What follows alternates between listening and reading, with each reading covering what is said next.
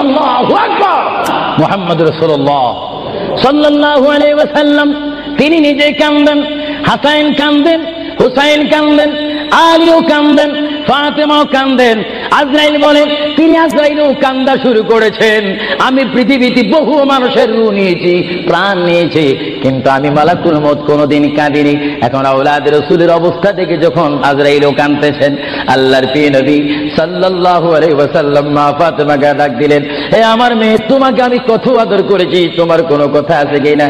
মা ফাতেমা প্রশ্ন করলেন, ইয়া রাসূলুল্লাহ, আপনি তো দুনিয়ার থেকে চলে যাবেন, দুনিয়ার থেকে চলে যাওয়ার পরে এই জায়গাটার নাম হচ্ছে কবর, কবরের পরে একটা জায়গা হবে হাসর।